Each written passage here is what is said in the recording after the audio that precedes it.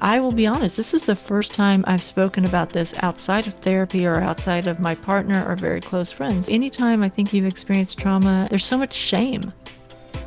For whatever crazy reason, there's so much shame around the trauma and around your feelings around it. And that's the last thing that we want people to know about us, is that we have not moved through this. In fact, we've just packaged it so nicely. Pam, welcome to the show. Hi, Benoit. Thank you so much for having me on your show. I have gotten so much out of listening to it, so I'm really glad that you invited me on as a guest. How has art in your own personal life healed your wounds, Pam? That is such a great question, and it really is a core part of my own story. I'm going to say to you, one thing I learned from your podcast is that that you don't use the word overcome, which I really, really appreciate that. You use moving through. And that's how I like to share my own story as well. I was adopted, and I had wonderful parents. But if anyone knows anything about the adoption experience, there is a certain adoption profile, which I think is probably inescapable. There's no perfect dream story of an adoption. And when you come into a family that's not your biological family, there can be a feeling of, what am I doing here? And it's not, I want to be really clear. I'm not saying adoption is bad or that it shouldn't happen. It obviously should happen. It's a solution to a certain problem. But what I am saying is that you spent 9 months in the womb of someone, and whatever impression that creates on your developing brain, as a fetus before you're born, then that's who you're expecting to see and be with when you come out. And instead of being with that person, you are taken someplace else. In my case, this was adoption in the 1960s, which was closed. And the law was that I would have had to have stayed with foster care for 2 months before being adopted. So that meant that bad surprise of not being with my birth mother in foster care, and then I was transferred again. My parents were very loving, very supportive people, but it was like I was another species in the family. And I've read that you can either become the acting out adoptee or the compliant adoptee, and I was definitely the compliant adoptee as a child. And my brother's also adopted. He was the acting out adoptee. You kind of become an expert at reading the room. How am I supposed to behave here? Because I don't really know. And not only do I not know, but I'm worried that I'll be rejected if I don't behave in the right way. And this is not something your adoptive parents are ever telling you. This is just part of this process of being adopted. And consequently, one of the things for me was that I didn't really have a very well-developed sense of self. One of my ways to survive, and I would say to even thrive, was through reading. And I became an avid reader from a very, very young age. And that was often what I did. If, for example, the family was all gathered on a Thanksgiving day, I needed to have that book where I, Pam, could be in that book as opposed to in this group where I didn't feel like I really fit in or belonged. And that is what hooked me on this lifelong love affair with stories. Often when you're being born into a family, because we didn't necessarily choose our birthrights, our parents made the decisions for us on our behalf. And it's a type of philosophy, right, where parents inherently have more ownership because they made the decisions. The child is always innocent. At the same time, I think there's a beautiful idea saying that when you're born into a tribe, that's great. but I find more empowerment in choosing the tribe that you are belonged to. And I sort of sense that in your response. Yes, and that's easy to say now. Right. I'm an adult. I can drive my car, I can get a job, I can make money, I can move to wherever I want to move to. I have spent a lot of time looking for my tribe, and that is also what has saved me is friendships throughout the years. When you really find those people that you know you're going to be friends with for the rest of your life, that is a very healing thing as well, which is not necessarily art, but I think it's essential for good emotional and spiritual and mental health. So, were you into just some of the nitty-gritties? Were you into like autobiographies? Because I often talk about some of my best friends are the people who are dead, aka from reading, since I've been a ferocious reader since I was young as well. And I think there is this idea of transcendence beyond time and space, tenant through reading by interacting with some of the greatest philosophers, some of the best thinkers of our generations or before, and learning from their lived experiences or their way of thinking. That is a way that I could immediately be in another world and imagine myself someplace besides where I was at that moment.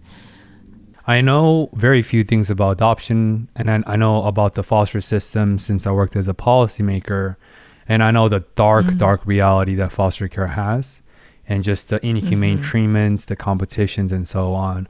But what I do know is that one of the best ways to mitigate the pain of the adoptees by their adopted parents is for them to be very transparent and open about the adoption process, and or the fact that not hiding of the adoption reality for a lot of kids. Because when they found out in their adolescence or teenage years, that is a rough process to repair.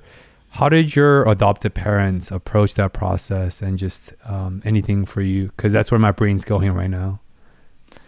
Right. Well, honestly, they were amazing. I never didn't know that I was adopted. It was in our baby books. There was an adoption announcement instead of a birth announcement.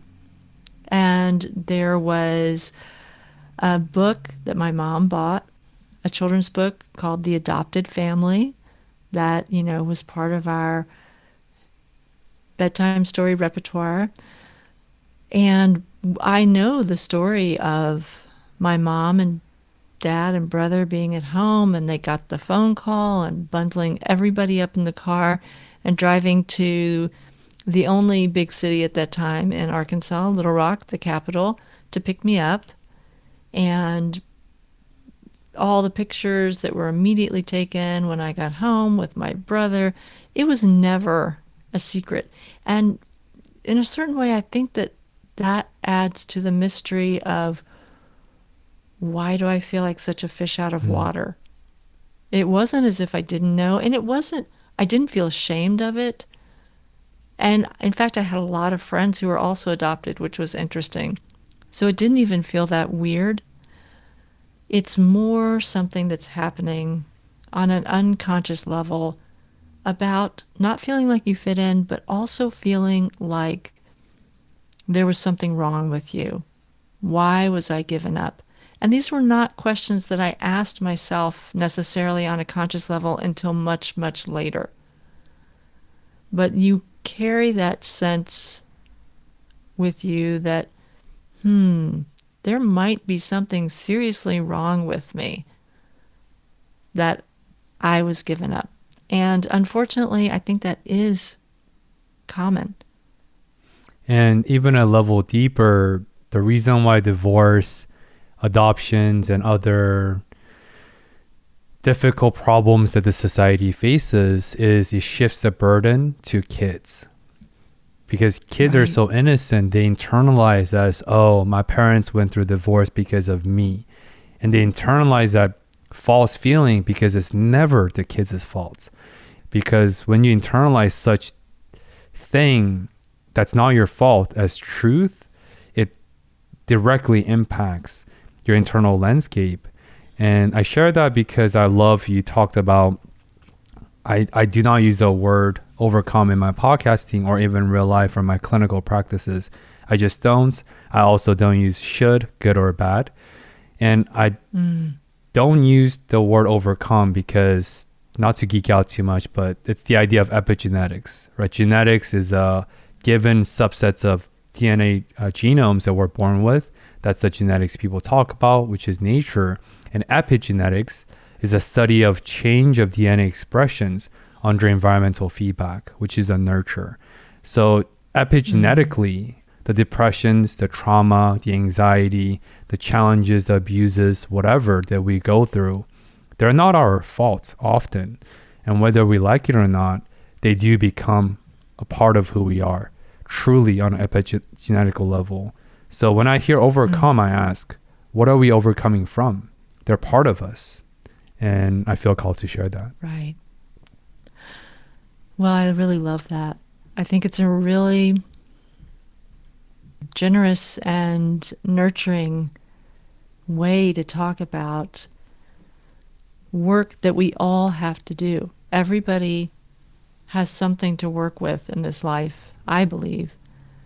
And maybe they haven't discovered what it is yet, but I think we all have something. So it also takes away the stigma from feeling like you are the only person who has something to work on. So I love that.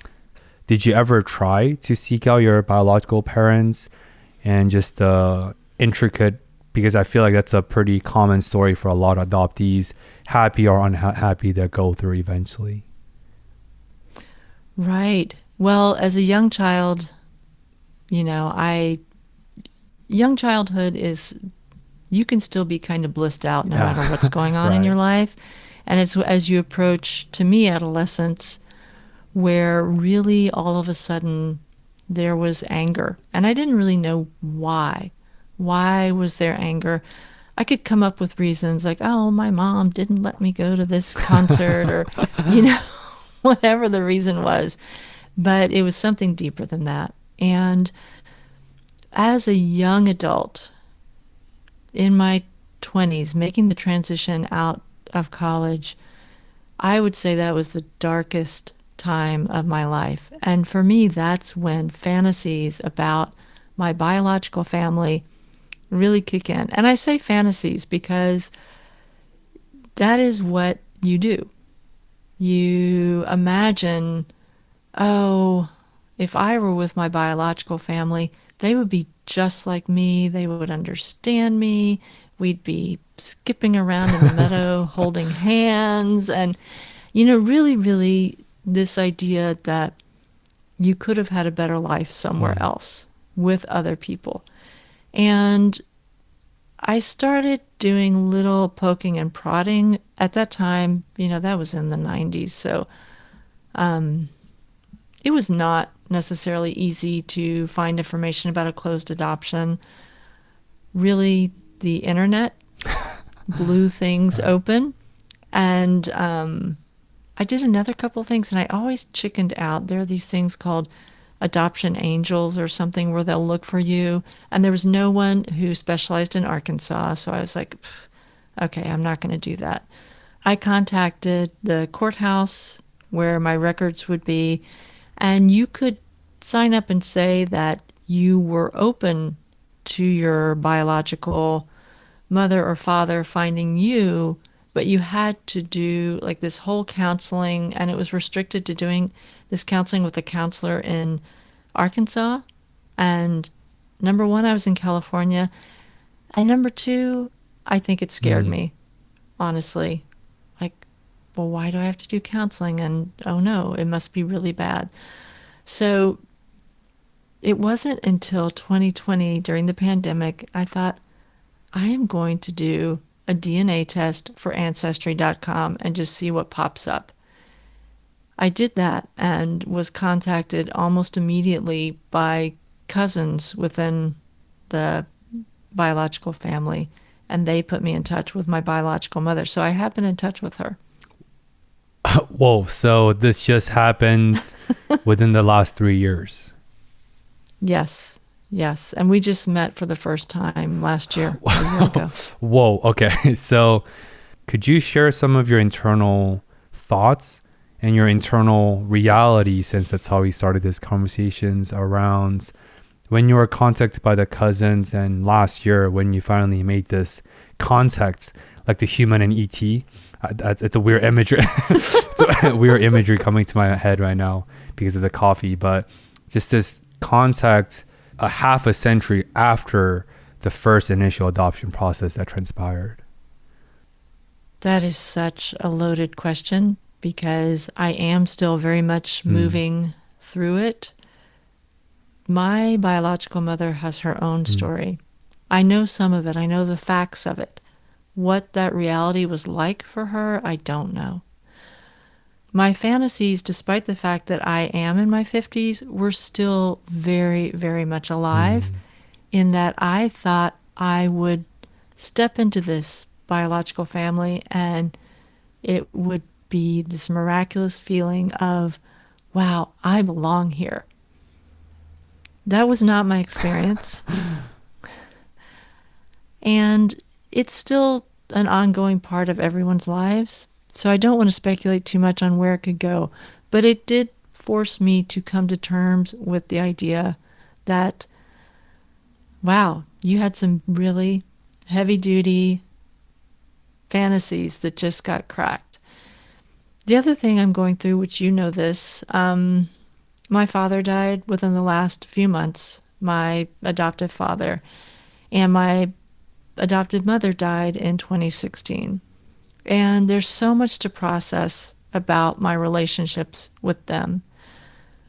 I have so many, I was about to say regrets. Regrets is not the exact word because I feel like they don't serve you that much, but I do wish that the last few years of my mom's life, I could have gotten a heads up like, hey, your mom is not going to be here much longer. Because I would say between us, our relationship was the most Mm. challenging, more than with my dad. And the reading that I've done about what happens both for the adoptee and the adoptive mother is that it's very, very complicated because on a certain level, an unconscious level that no one really knew about, especially not in the mid 60s, there's a little bit of rejection going on by the adopted child as well. Because there is this sense of like, wait a minute, you're not my mom. And none of this is on any kind of level that's verbal or that was even acknowledged at that time. But I always felt like she rejected me. And now that I'm able to have a little distance from it, I really feel that she would have had the same feeling. That we just were like oil and water and we didn't know how to appreciate one another. And the thing is, she was an actually really lovely person and gave me so much love, so much nurturing. And I wish I could have just set aside the whole mother daughter thing and taken her as a friend, which she really needed at the end of her life. She was very Mm. lonely. So I'm still working through that process. My dad passing away is so much fresher. With both of them, I was there when they passed away, which we won't go down this tangent about what it's like to watch someone pass away from a sudden illness, but it's kind of traumatizing. Our bodies are just not built to peacefully die. That's not what all of our systems are for. Our systems are there to keep us alive. So it is watching someone fight a battle that they're not going to Mm. win. So I still have a lot of processing to do. And what I really, really long for are people who are going to comfort me around that. And I feel like that's not going to be my biological mom right now at this time because she's got her own story that she's dealing with. So we're moving through it. I'm moving through it. as we speak. Thanks for sharing. And this is a professional hazard where sometimes my therapist brain kicks in and I just get really curious because I will never understand that pain, but I could sense and speculate and resonate with the underlying process, just with who I am in my profession as a psychotherapist. But as a podcaster, I do want to make the threads meet. And I was partially asking that question because I don't ask leading questions on the show, but I do intuitively pick up different points and to see if they can connect them. And I was partially asking Pam, because your expertise and your identity as a filmmaker, documentary filmmaker, as a podcaster, and an instructor for art and film is your ability to cultivate rapport in an instantaneous and genuine and authentic way. Because you share with me offline, one of your biggest regrets is when you try to rush that, and it did impact your interview process with the guests or even the episode content, because folks can pick it up, the nuances, because people are sharper than they realize. And I was seeing if the years of documentary experience as a filmmaker and now recently as a podcaster gave you some sort of a ability to soothe the blow or the impact of reconnecting with your biological mother, which I'm sure it's a monumental moment. And that's where my brain went. That is such a great question. I feel like I'm so inside of it right now. It's really hard to know where it's going to go. I do know that in every way, when I have a conversation with an artist on my show, there is something that gets soothed. And I pick people very deliberately because there's something in the work that they're doing, which is working through sometimes trauma, sometimes marginalization, things that I really can relate to in a certain way. And I would say that that's true for me in terms of how I am doing a lot of my own healing, but I am not really sure that when I talk about reconnecting with my birth mother, there is so much of this young person's fantasy about what a biological family is. And I am actually thinking about it in terms of storytelling. I really have had ideas about making a very personal doc about it and writing about it and journaling about it, which I think is the most underrated form of writing there is. My partner always tells me that I should have been a therapist, which I don't know that I agree with that. But I do love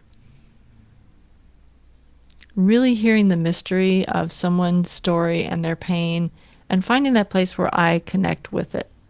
And luckily for me, I happen to have in my circle of friends people who are experiencing very similar pain. So I don't know how I did that, but I guess you do find what you need.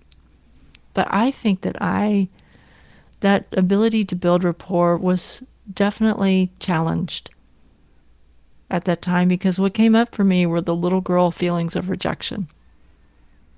Right. So I just have to be honest about that. I'm not a storytelling, rapport building superhero by any stretch of the imagination.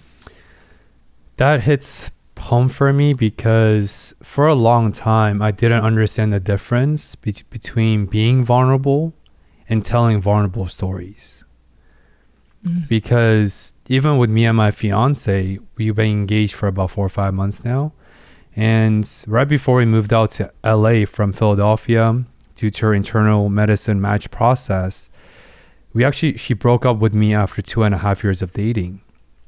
And that was the first time I experienced heartbreak as an adult. I actually puked in the bathroom for like 5 minutes.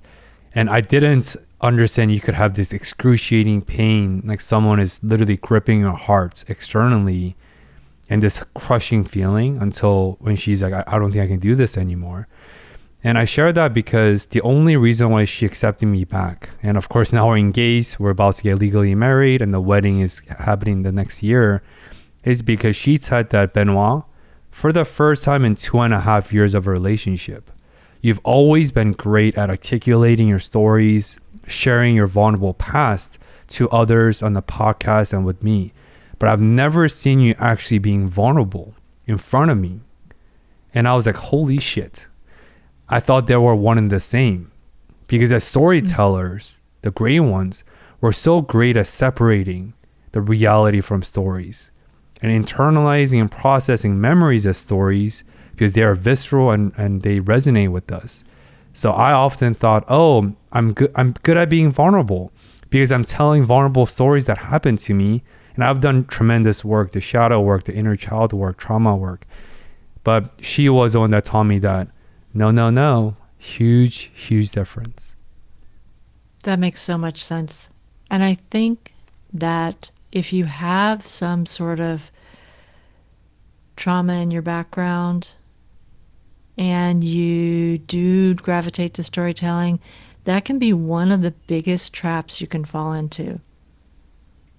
In that you feel like, oh, I can talk about this, I can do that, but then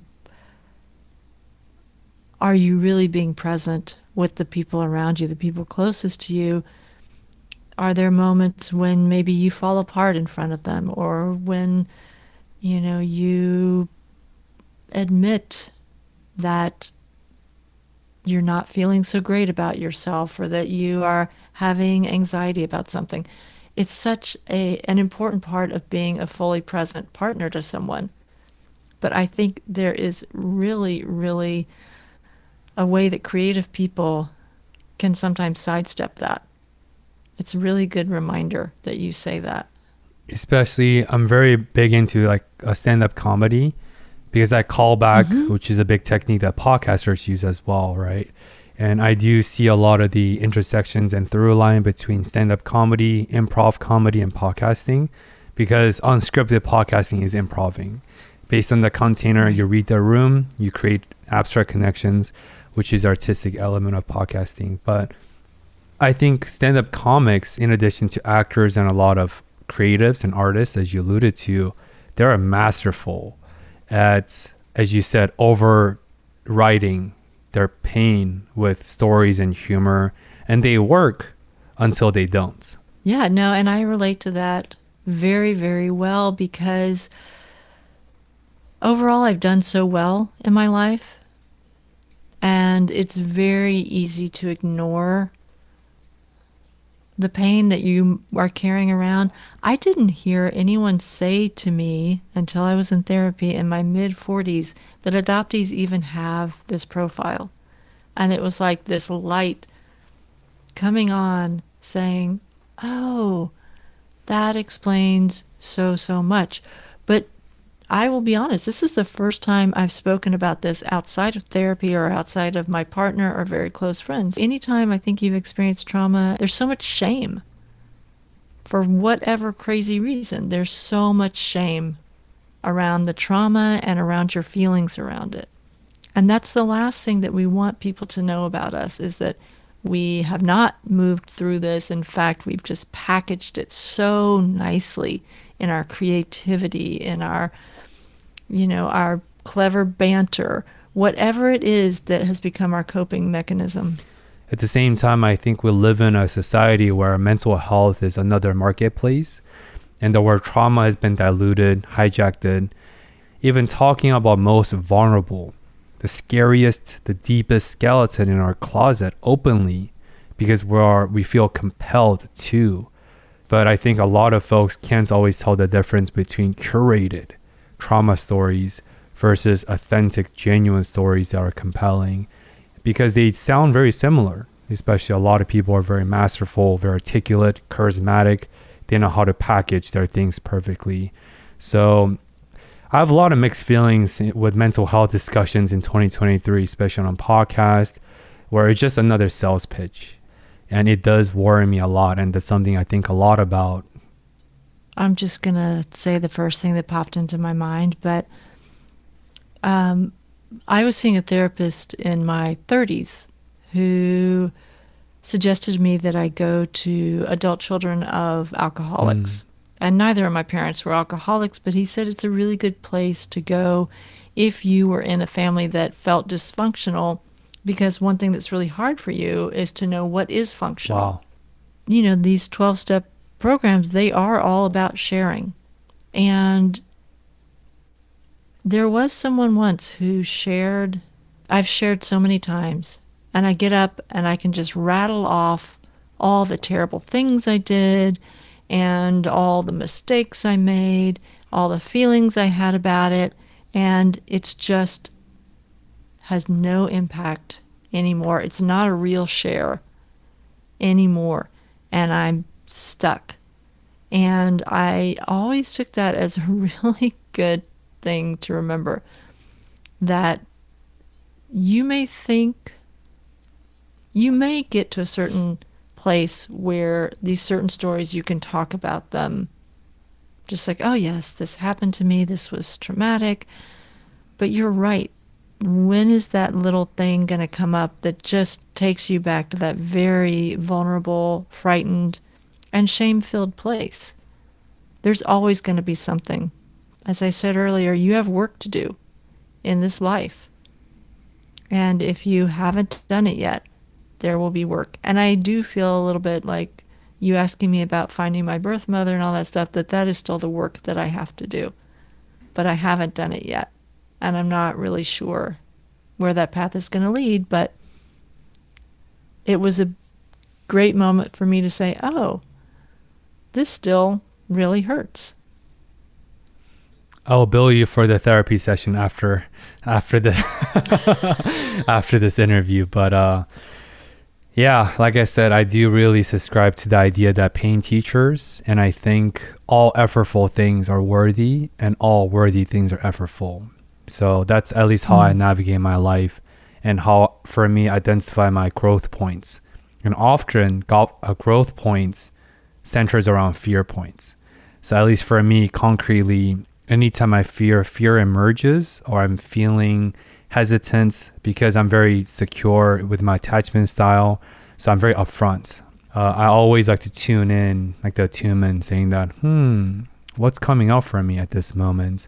And I tend to lean towards the fear side, because I believe that, as Eleanor Roosevelt beautifully said one time, who knows if she said it, but allegedly she said, according to internet, she said that everything you desire is on the other side of fear. And I think being fearless is not absence of fear, but despite and in spite of fear. That's what courageous is. Right, right. So let's actually talk about a creative journey after some certain detours. How do you find the moments of emotional connections in stories? I've taught filmmaking for so long that I can just hear it now. Like, this is the moment. This is that thing that reached out and just squeezed my heart. And that's what we care about. We don't care if the plot is perfect. We don't care even if the dialogue is sometimes inauthentic. What we care about is how a story, and particularly film, made us feel. Some of my favorite films were very, very flawed, but I will never forget how I felt, how I connected with a character. Their human struggle became mine for those 2 hours that I was watching, and I will never let it go. And that is the magic. That is just what you have to focus on. You do have to learn all these other skills. You do have to learn where to place the camera. You do have to learn the best types of shots. You do have to have a good microphone so people can hear what you're saying. Lighting. All of that stuff is important. But if you can create those magic moments where your audience is going to feel it in their body, what that character is going through, you have gold. It doesn't, the rest of it, there can be flaws all over the place. It doesn't matter, because what we're looking for when we engage with story is connection. We want to see our human experience reflected back to ourselves.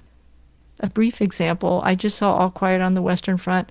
I've never been in trench warfare, but it is a heartbreaking film that you feel every second of the way. It's Mm. exhausting because it is so visceral. And by visceral, I don't mean gory, which it is gory, but so visceral in that you, the audience, are feeling it in your body. And that is the thing that I feel like, especially from teaching, it's such a great way to hone these skills that you just spot it. And then you can say that back to the person who's working on it. That is your magic moment, and it should maybe come sooner because you want people sucked into that story. I think the prerequisite to connection is validation. Because you feel like your lived experiences, your air quotes, self-perceived unique way of thinking, way of life is validated in other stories, in the films, on the theaters, podcast. And through that validations, you're reminded of the fact that no one lives on an island. Even if you live on an island, quite literally, there's a tribe, there's a village, there's a community.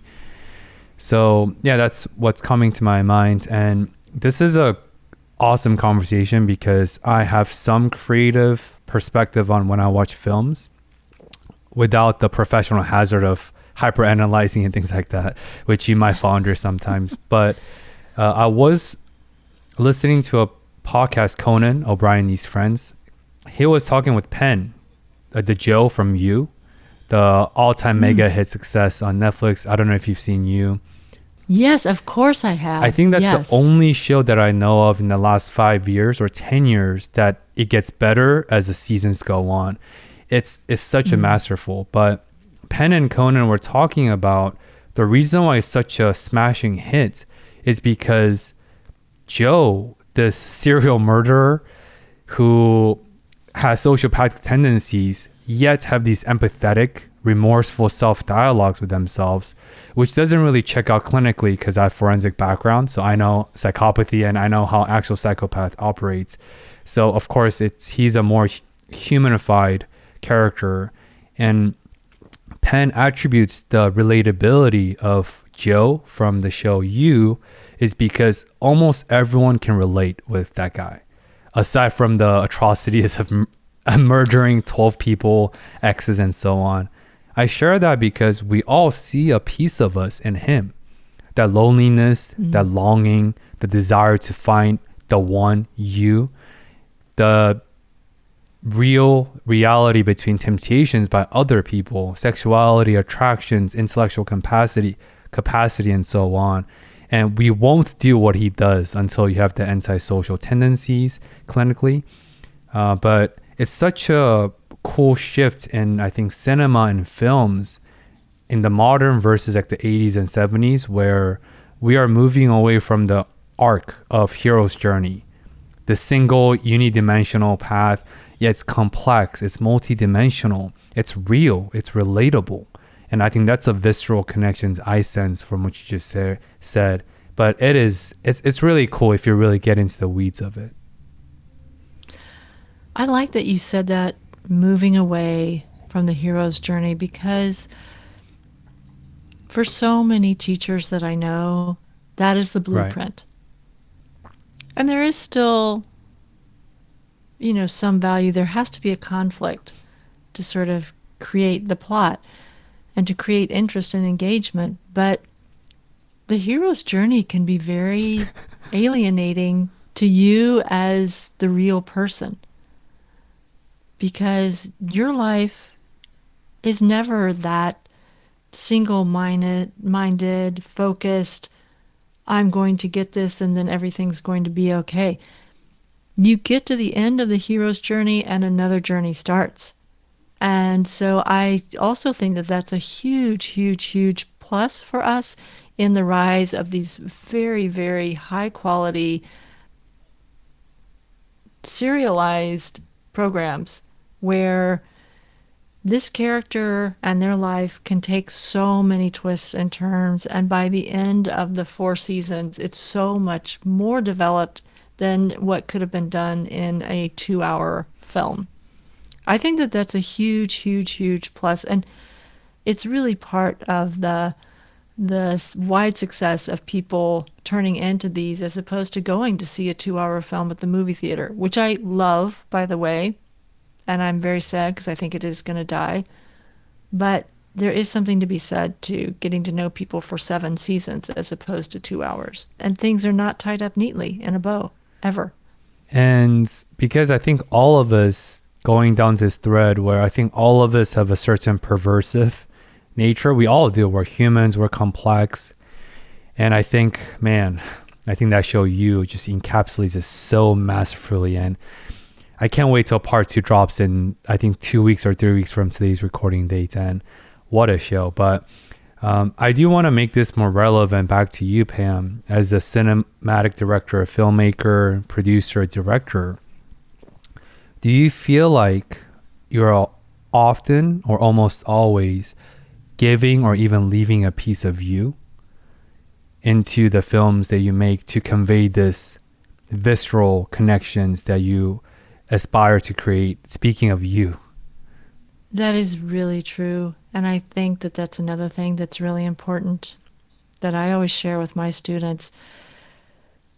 In a certain way, you have to find the story that you can tell, because when you hear that story, the way it comes translated out, it's still their story, but it is definitely a worldview that fits with yours. And all of the films that I've made, that is so, so true. And I will say that even though I primarily make documentary films, it's not wrong to have your story encapsulated in that story. There's such a thing called POV for a documentary film.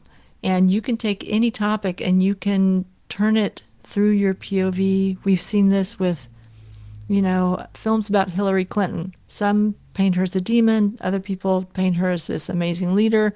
That's their POV that's coming through.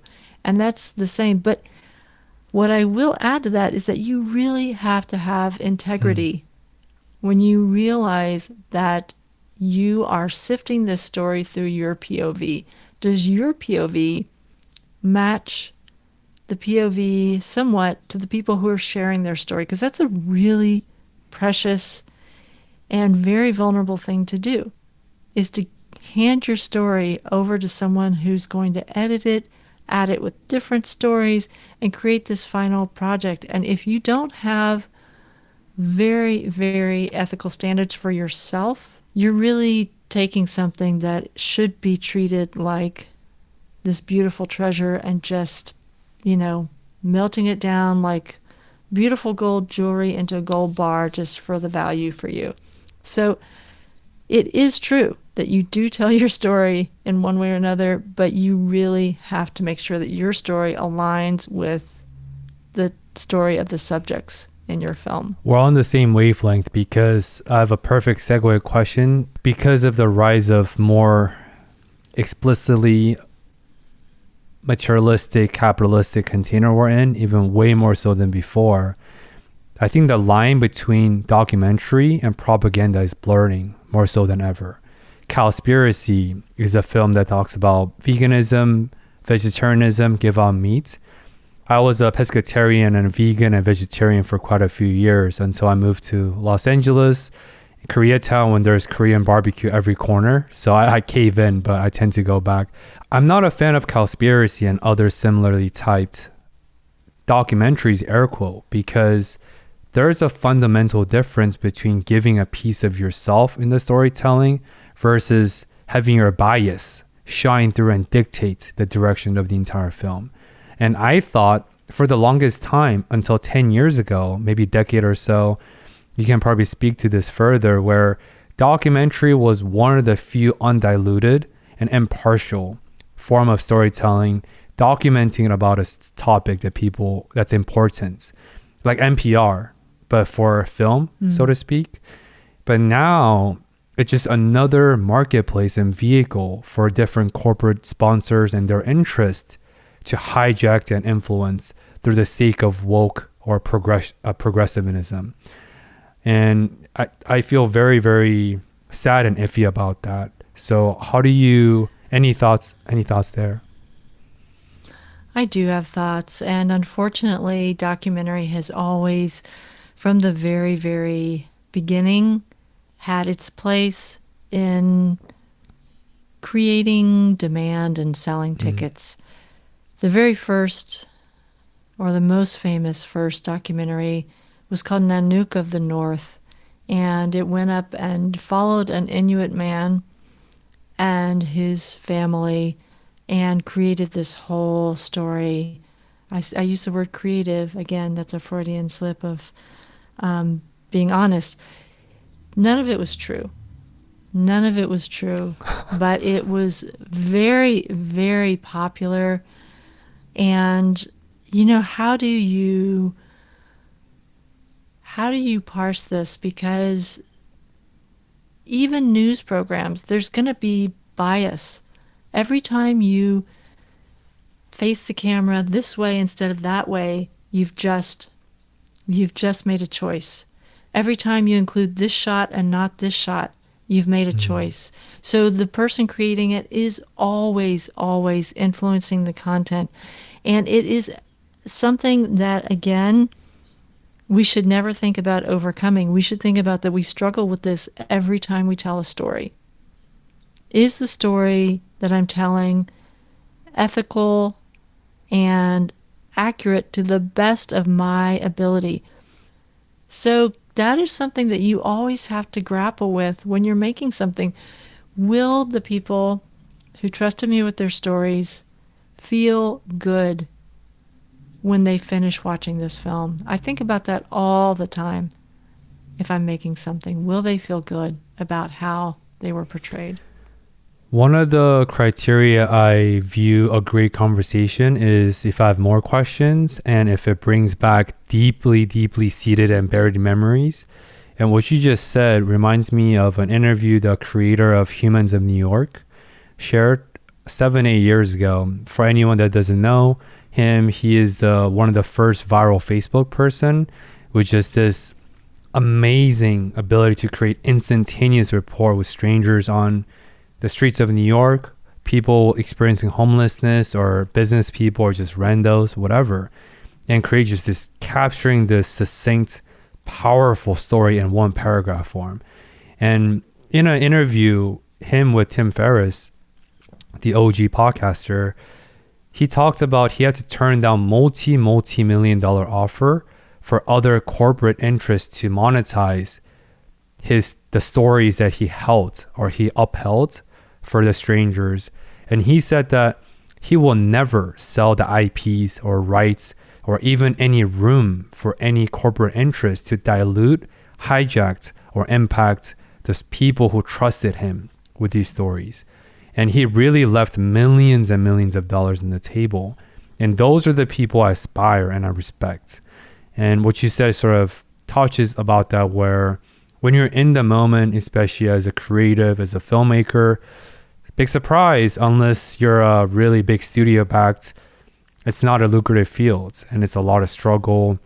And I'm going to speak with a filmmaker from Sundance Music Festival, Sundance Film Festival in a few weeks from today. And he's the one who shared with me the reality of what actual Sundance Festival is. It's literally just a place for independent filmmakers to go, gamble, and get pitched and aggregate investment to make the film. It's hard to really safeguard that integrity because it is the path of the highest resistance in a capitalistic container we live in. That's really true. And the support for arts in general and documentary film in particular are shrinking all the time. It's it's a very, very competitive place to try and make ethical work. But I know a lot of people who do it, you know, which is what keeps me hopeful. But um, certainly something more deserving of support, which in other countries, even less affluent than ours, they do. They're able to. They value the arts more. So it's a reflection, as you said, of what our values are. Yeah. But speaking of, I guess, stories and what really matters, like placing the dollar where it matters.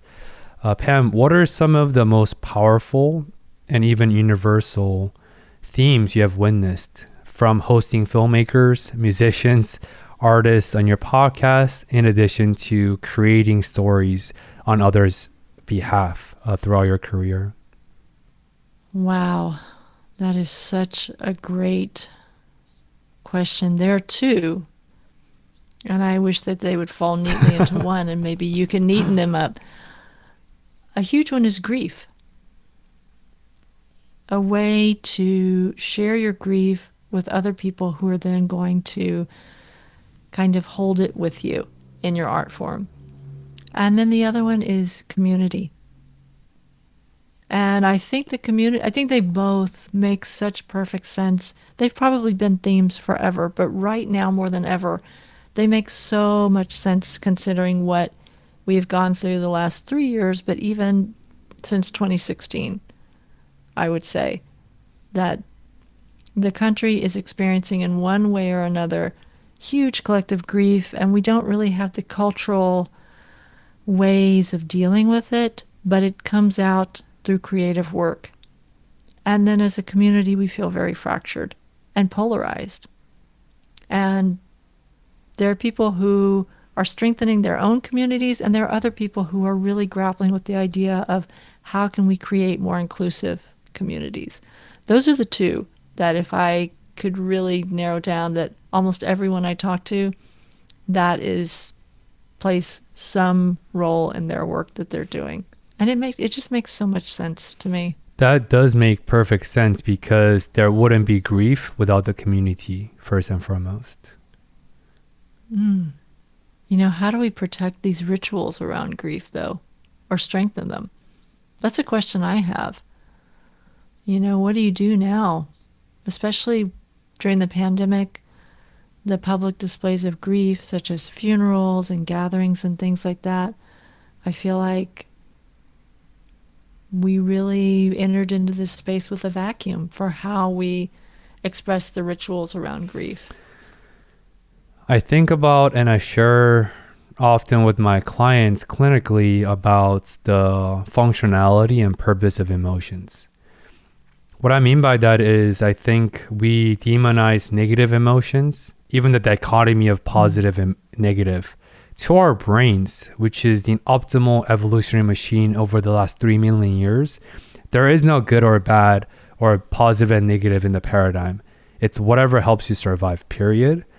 Therefore, emotions aren't inherently good or bad or positive or negative. They just are. And they all serve a purpose. Grief, sadness, anger, fear, they all serve a purpose. The difference is, do they benefit us or do we like them or not? That's the only difference. I think as a society, speaking of mental health landscape, that's getting more and more diluted by capitalism and influence and marketplace, I think we need to talk about the importance that it's important for us to sit with grief and sit with the air quote negative emotions. I think it's an honorable thing to just honor and sit with the grief, because the only reason why we feel grief is because we cared about the community or the lost ones. It's a thing I tell my clients who are talking about grief and the loss and the grief counseling, where I asked them, it's a trick question. I said, what do you think it's an average or optimal time per literature to soak in grief and just really feel sad over the lost ones, boyfriend, father, grandfather? And they always throw me a look. They're like 6 months, 3 months, a year. Gotcha. There's not a predetermined time. It's just however long it takes. But if we don't spend time and dedicate time to sit with the grief, we're trying to suppress an emotion and memory about someone that we cherish.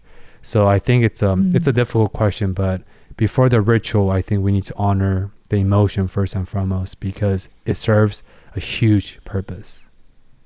Right.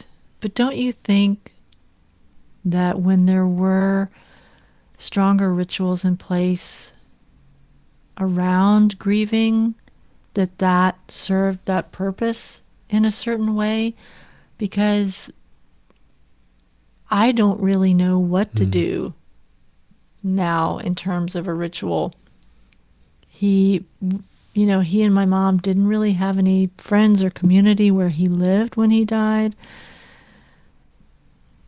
And I do think that there's something so powerful about gathering with a group of people and performing a ritual that is both communal but also very spiritual, if you can hold on to that meaning behind the ritual. And I do feel also that I'm going to take it back to art, that is in a certain way taking the place of some of these other rituals for people, which I am good with that, because I still think every piece of art is sharing something essential from one person to another, and that whoever is going to engage with it needs that connection, which is what these rituals used to perform. So that's part of the reason why I love to talk to artists, because I feel like they are just doing the work of putting out there what we need to hear in order to replace some of the rituals that we've lost. Here's my ultimate meta connections tying all these things together, where I agree with you. I think grieving in resonance and in alignment and in a group, I think that makes it better. And I think that's the point of ritual. It's a collectivity. In this case, art. I think a quality that, this is my personal opinion, but I think a cardinal or like a big hallmark of what makes an art is the progression. I think it's the progression that makes it an art. Because when you first hop on a mic versus where you're now, it's very different. And the progression is often non-linear. And when we look back, we flinch. It's cringy. The first episode, mine was recorded on an iPhone to get through the point of no return and to bypass the paralysis by analysis phenomena. But then I have to remind myself, it's this palpable and visible, identifiable progression that makes it an art form. Because if everything starts at a perfect peak point, the epitome, it's not an art. It's manufacturing. It's artificial. Right. Another characteristic that just hit me now from what you just said, Pam, is the universality that makes it an art. Does it resonate on a deeper level universally? And of course, we talked about that in the guest intro in the beginning. But I think it's the progression and the universality makes it an art form. And tie that into grieving process, or the rituals we're talking about, is I think by witnessing and acknowledging our own progression with how we sit with our emotions, or how we uphold that memory, the photographs, and whether the progression is marginal, incremental, or a giant leap, I don't think that's the point. I think the point is just bearing witness to the progression makes it ritualistic or makes it healing. I share that also because my grandma, she's in 94, and me and my fiance were planning to visit her in Korea probably for one last time.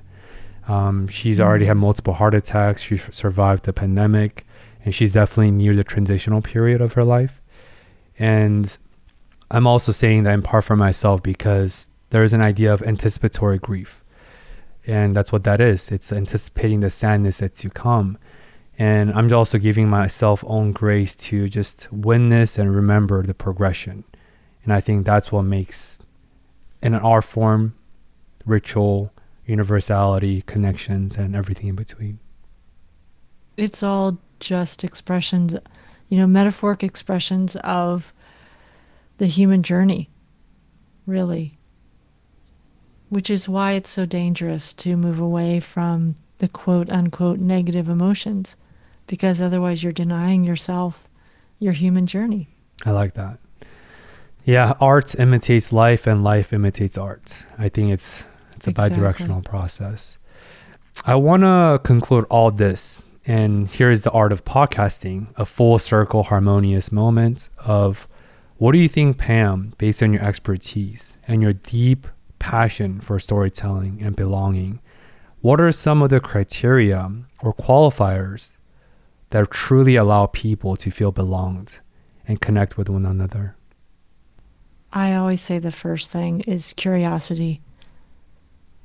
You have to imagine yourself being someone else besides who you are. What would it be like to be this person who either you don't understand or you're judging them? And the second thing is to really develop empathy, and you have to start with yourself. If you are constantly down on yourself and telling yourself a negative story, which I tend to do, you're going to have a really hard time telling a more empathetic story to someone else, for someone else. You start with yourself and then you expand your circle. I don't think it's possible for people who don't love themselves to be loved. If you don't know how to love yourself, you can love others based on different genetic markers, different threshold for emotions and empathy. I have seen people who are incapable of loving themselves and how to relate with their inner self to be very loving. It's possible, but they will never truly be loved, because all relationships, in my opinion, is a projections about your relationship with yourself, and then the primary caregiver, and then the romantic, and then the friendships and companionships. But we have to first and foremost love us for who we are, and then do everything else in between.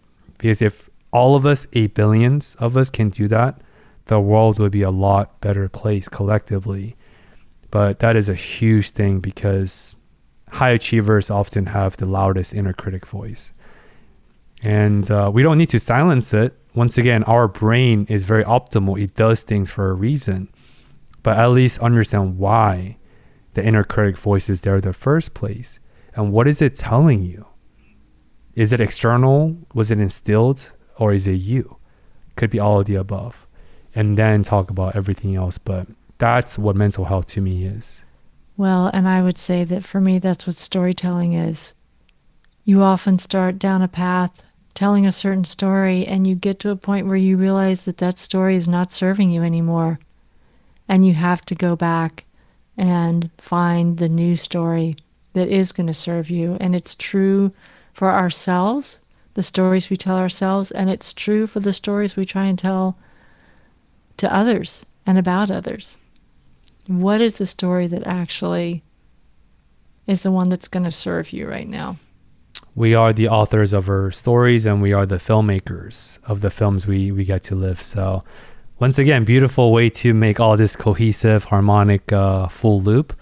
But speaking of stories and films, Pam, this is my red carpet moment. Where can people connect with you further if they feel inspired to discover more about who you are and what you represent? Right.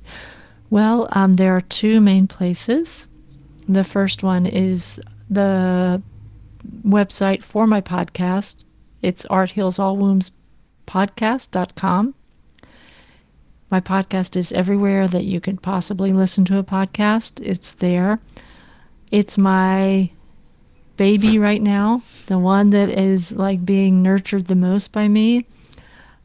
So I hope that people will check it out. But another film that I really love, that I would want to share as widely as possible, is called Welcome to the Neighborhood. And that's at welcometotheneighborhoodfilm.com. And this is a lovely story about belonging, not belonging, belonging again. And yeah, that's my film that I feel the most connected to, really. Awesome. I really enjoyed learning more about your stories and why you're so passionate about belonging and connections and emotionalities, and even you being introspective and reflecting. Thank you so much for creating the space for this. It's a very special thing. It's very rare and very much appreciated. So thank you, Benoit. Thank you. Like I said, I'll bill you for the therapy session after the conversation stops recording. But I'm just gathering material from the story I'm going to do about you. all right. In that case, I won't bill that.